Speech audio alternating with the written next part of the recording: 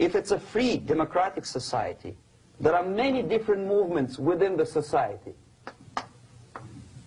There are obviously, in every society, there are people who are against this society. They may be simple criminals, ideologically in disagreement with the state policy, conscientious enemies, simply psychotic personalities who are against anything. Right? All these movements will be directed in one direction, right?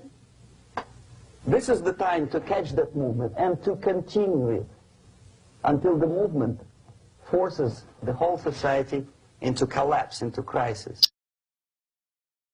We don't stop an enemy. We let him go. We help him to go in the direction we want them to go. Okay?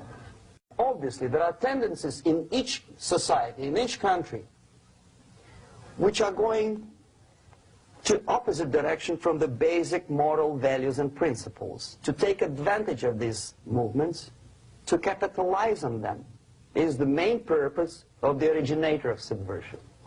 So we have religion, we have education, we have social life, we have power structure, we have labor relations, unions, and finally we have law and order. 1, 2, 3, 4, 5, 6. Okay? These are the areas of application of subversion. What it means exactly? In case of religion, destroy it, ridicule it, replace it with various sects, cults, which bring people's attention, faith, whether it is naive, primitive, doesn't really matter. As long as the basically accepted religious dogma is being slowly eroded.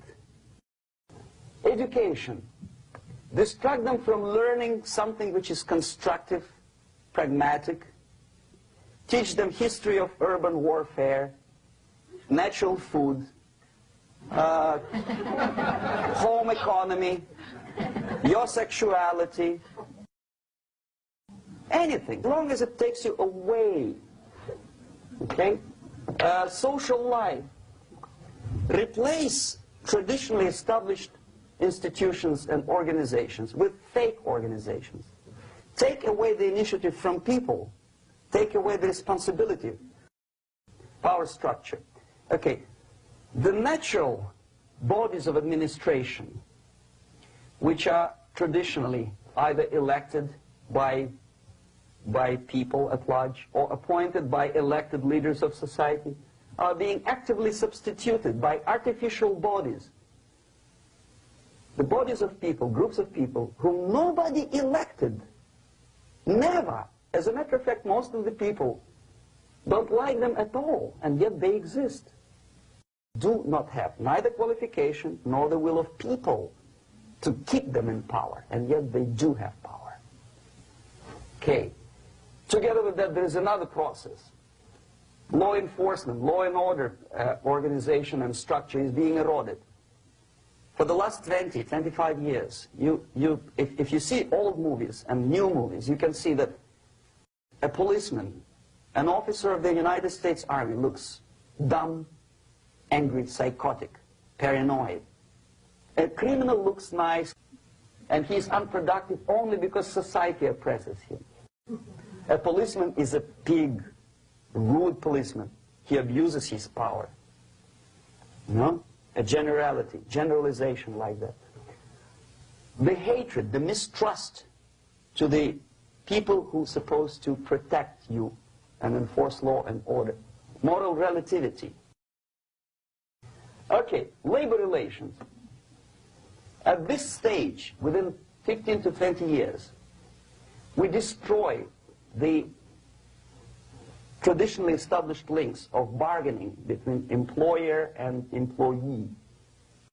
Millions of people suffer from that strike because economy now is interdependent.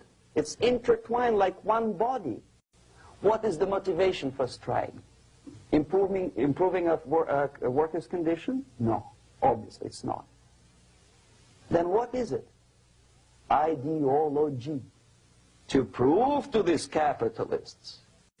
And the obedient horde of workers, like sheep, follow these people. And they cannot disobey. Why? Because if they do, you know what happens to them. Pickets.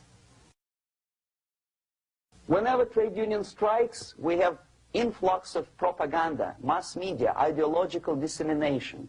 The workers' right, and we repeat it like parrots. Yes, workers' right.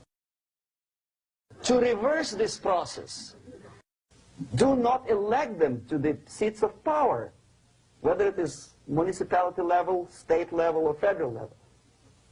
It has to be beaten in the heads of American voters that a person like that in the seats of power is an enemy.